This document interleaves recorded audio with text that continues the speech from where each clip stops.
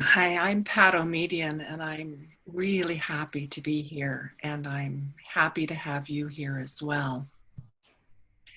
We are recording this part of our program, so we have your videos and your audios muted, but I hope we leave enough time at the end so that we can turn the recording off and share a time for questions and discussion. And if we go over time, both Melinda and I are happy to do that. Melinda and I are the founders and co-directors of Focusing Initiatives International. And we've been together for about 3 years, although we've known each other a lot longer. And I've been working in the humanitarian sector since the mid-80s. And so I bringing both the heart-centered focusing approach and my experience as a trainer to this discussion, and wanted to share with you working in the humanitarian sector from a heart-centered, focusing-oriented approach.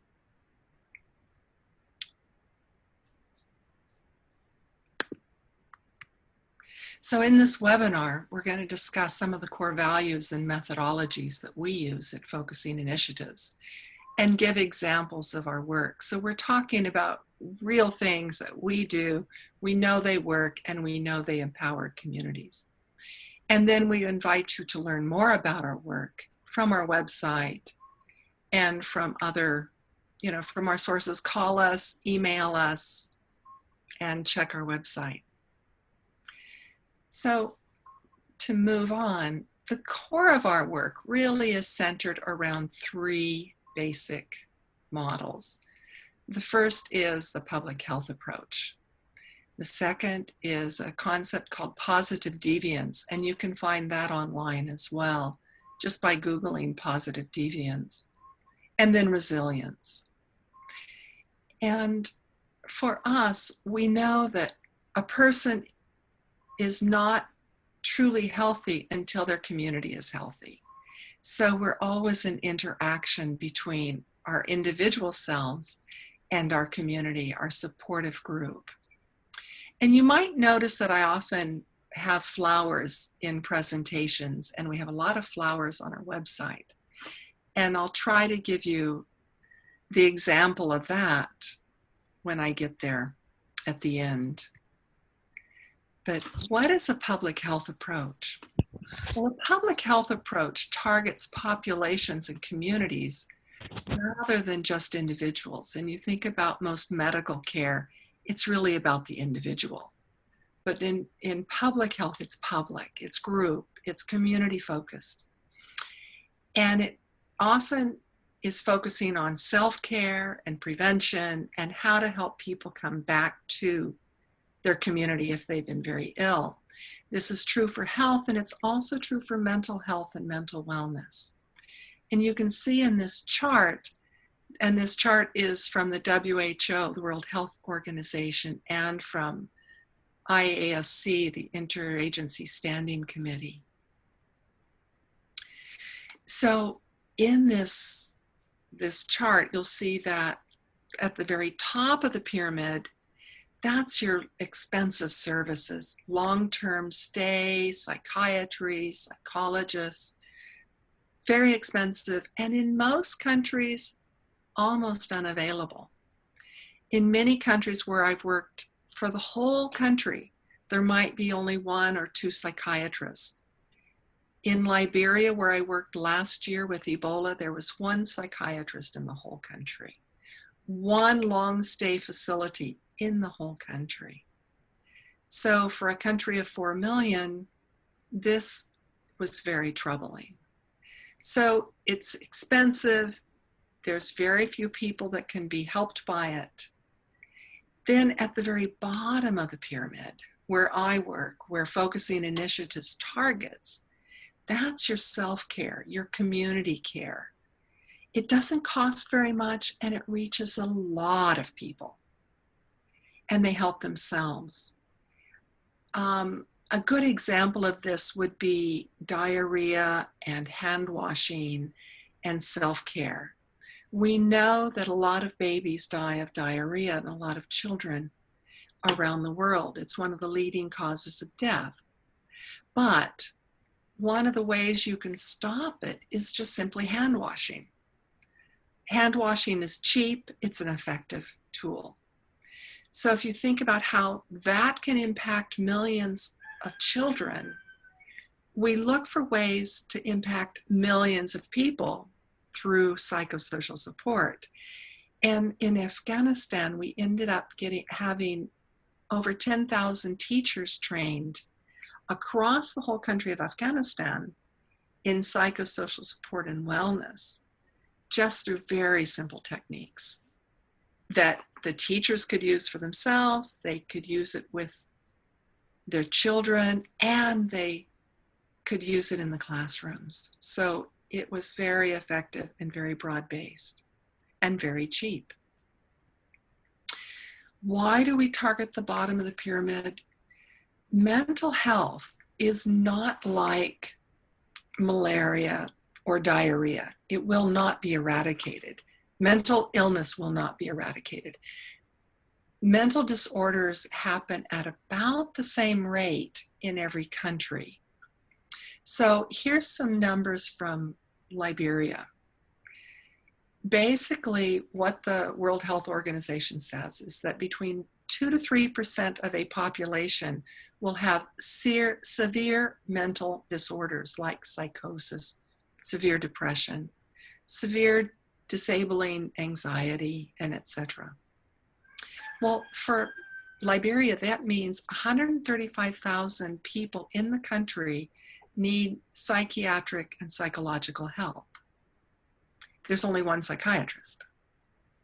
But then after a disaster, that prevalence goes up, it almost doubles.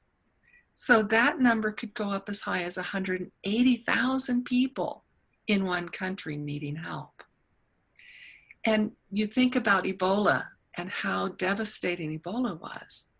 That is the type of trigger that can cause people who might have had only mild or a moderate disorder to transition into a severe disorder. So mild disorders in a country may be 10% and can double up to 20%. Normal stress reactions, we all have that. There's no estimate in a country of that, but most people become okay over time. If we don't get help, a lot of people can become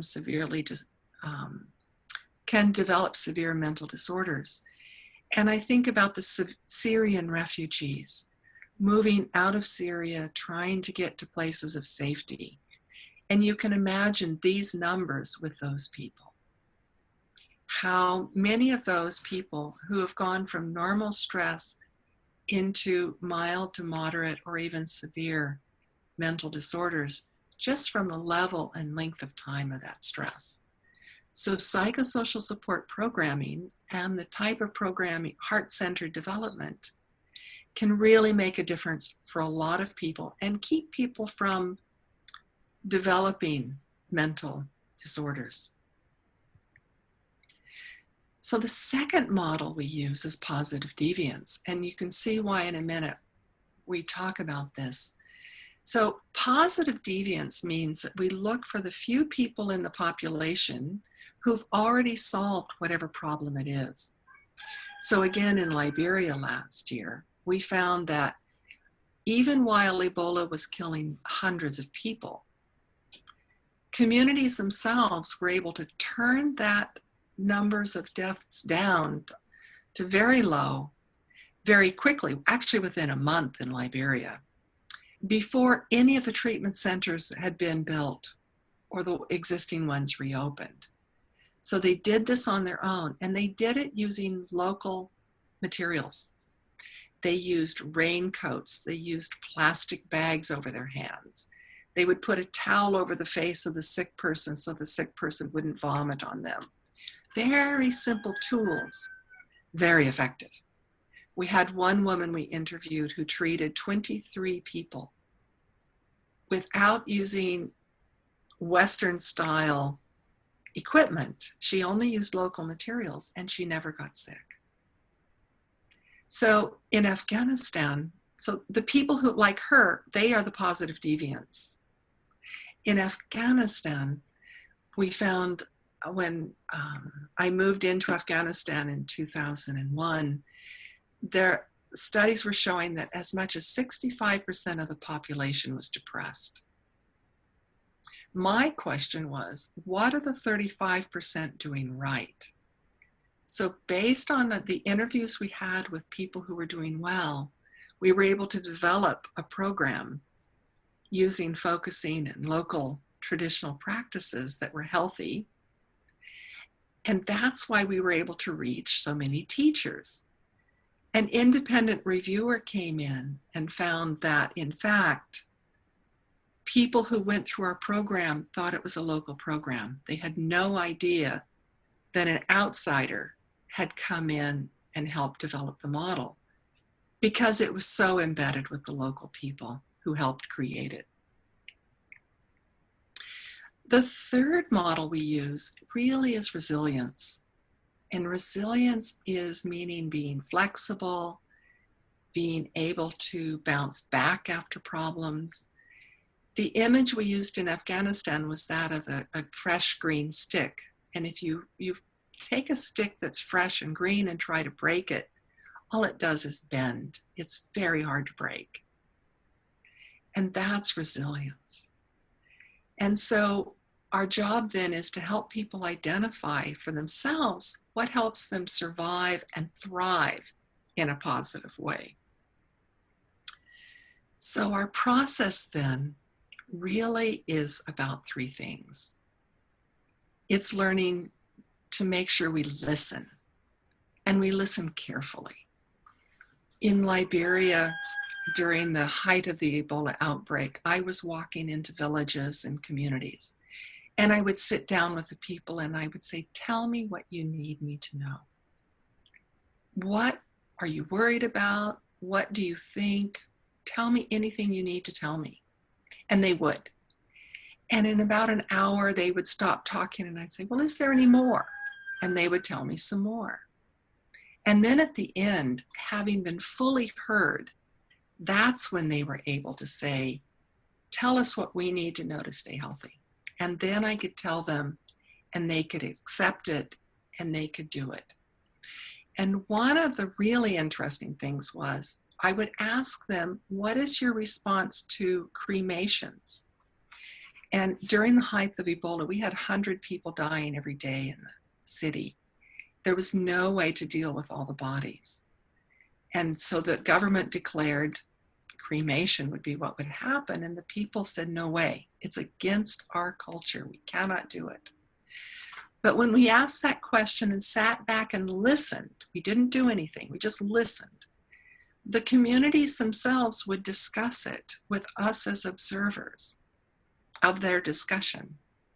And every community we talked to changed their mind and said, no, for the duration of this illness, we have to cremate. Every single one. The communities that didn't get listened to would attack the police, would attack the people who would take the bodies away. They would attack and try to protect. They would hide bodies. But the communities we talked to where they just listened and were heard, they came to their own decisions. They would welcome the help of the ambulances and the people who would take the bodies for proper, safe cremation. So it really, for me, was an example of the power of listening. One of the other things we did was observe. And to observe, when I was in Japan, it was very interesting.